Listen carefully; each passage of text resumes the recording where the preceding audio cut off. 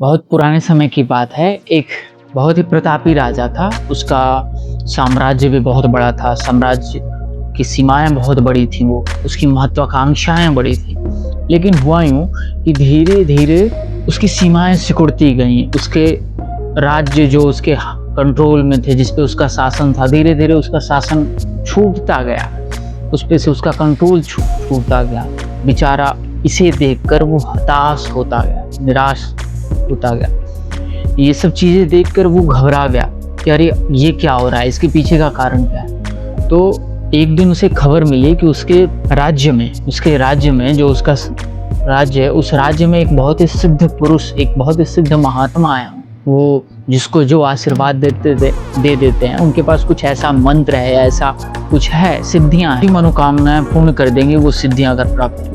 तो खैर राजा महत्वाकांक्षा था ही, और अभी उसकी परिस्थितियां जो थी उसके विपरीत थी, प्रतिकूल थी, उसके अगेंस्ट थी। तो उसने सोचा कि क्यों न जाके हम उस सिद्ध पुरुष, उस श्रेष्ठ संत और महात्मा से मिलें और कुछ हमें मंत्र वो ऐसा दे दें जिससे हमारी महत्वाकांक्षा है वो पूर्ण हो सके, और फिर से पुनः मेरा वो साम्राज्य, जो मेरा राज्य उतना वैभवशाली था, उतना समृद्धशाली था और उसकी सीमाएं खूब दूर दूर तक थी, खूब दूर तक फैली थी, वो पुनः वैभव प्राप्त हो। अगले दिन सुबह उठा और वहां पहुंच गया जहाँ पे वो सिद्ध महात्मा थे। जाकर उसने चरण स्पर्श किया। फिर उस राजा ने उस महात्मा को अपनी पूरी कहानी बताई कि विप्रवर, मान्यवर, पहले मेरा राज्य बहुत ही समृद्धशाली था, लेकिन अभी धीरे धीरे इसकी सीमाएं सिकुड़ती जा रही हैं, परिस्थितियां मेरे विपरीत होती जा रही हैं, मैं क्या करूं, मैं पूरी तरीके से निराश हो चुका हूं। सिद्ध महात्मा जो संत थे, उन्होंने एक अपनी पोटली रखी हुई थी। पोटली मैं दे रहा हूं, इसमें दिव्य शक्तियां हैं और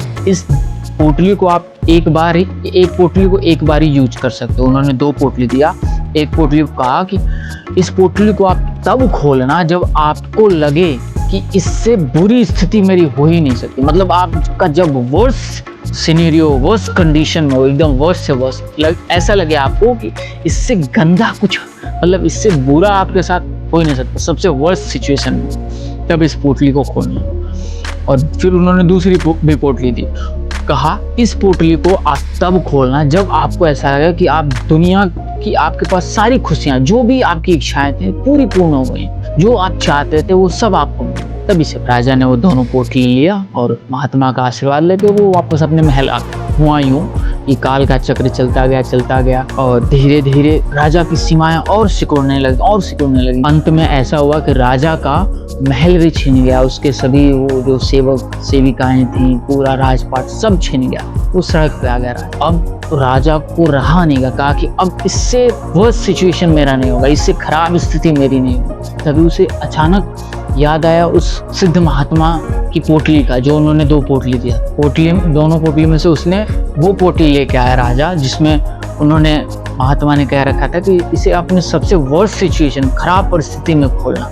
राजा ने उस पोटली को लाया, खोला, उसमें एक पर्ची लिखी हुई। उस पर्ची को उसने निकाला। उस पर्ची में लिखा था, घबराना नहीं, समय है, बदल जाता है। राजा को ये बात जैसे ही पढ़ा कि घबराना नहीं, समय ही है, बदल जाता है, उसे एक अंदर से एक आत्मविश्वास उसके अंदर जगा, जो उसके मन मस्तिष्क में पूरा हताश, निराशा हो गया था। मतलब कोई एक प्रकाश का पुंज नहीं दिख रहा था, आशा का, कि हाँ कुछ बेहतर भी हो सकता है। पूरा नकारात्मकता से भर चुका था। उस सिर्फ लाइन ने की, घबराओ नहीं, समय ही है, परिवर्तनशील है, बदल जाए। ये लाइन पढ़ते ही उसके अंदर एक अलग स्पार्क हुआ, एक अलग चमक उठी, एक अलग आत्मविश्वास पैदा हुआ। उससे हुआ क्या, फिर से उसने खड़े होने की हिम्मत दिखाई। फिर से वो धीरे से पहले एक अपना महल हासिल किया, फिर सीमाएं बढ़ती गई, उसकी सीमाएं फैलने लगी। और धीरे धीरे करके एक दिन ऐसा भी आया कि जब राजा को लगने लगा कि जो वो चाहता था उसने सब कुछ प्राप्त कर लिया, अब उसे कुछ नहीं चाहिए, सारी इच्छाएं उसकी पूर्ण हो गई।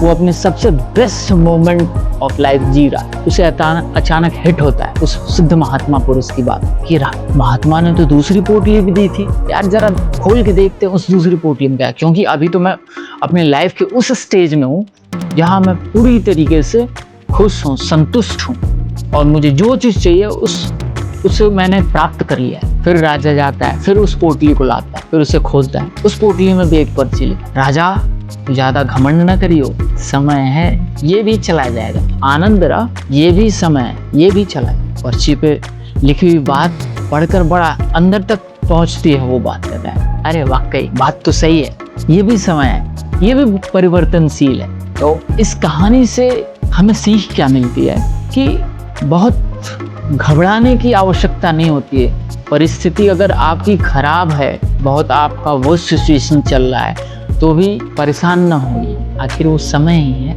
और समय हमेशा परिवर्तनशील होता है। बस आप अपना हौसला कायम रखें, आशा का दिया होता है उसे अपने मन में जलाए रखें और सकारात्मक विचार के साथ अपने कार्य को क्रियान्वित करें, अपने जीवन को आगे बढ़ाएं। अगर आपके जीवन में कोई ऐसी प्रतिकूल परिस्थिति नहीं है, आप अपने आनंद और वैभव में जी रहो, तो उसका गुरूर और घमंड भी मत करिए। समय ही तो है, जैसा उस महात्मा ने कहा। तो कोई अच्छा समय आया तो बहुत ज़्यादा एक्साइटेड नहीं होना, कोई बुरा समय आया तो बहुत निराशा नहीं होना और गलत कदम ना उठा लें। दिस इज़ द लाइफ, जीवन ही ऐसा है, अप डाउन चलता है। एक कर्मयोगी लाइक श्री कृष्ण वही होता है, या कोई भी ऐसे जो भी आज आप हायर पर्सनालिटी देख रहे हो, वो ये होता है कि अपने डाउन फेज में भी वो अपने पीस माइंड, जो माइंड का पीस होता है उसे मेंटेन करके रखता है। आसपास की परिस्थितियों से वो कभी विचलित नहीं होता, घबराता नहीं, और हमेशा अपनी जीवन की जो यात्रा है उसे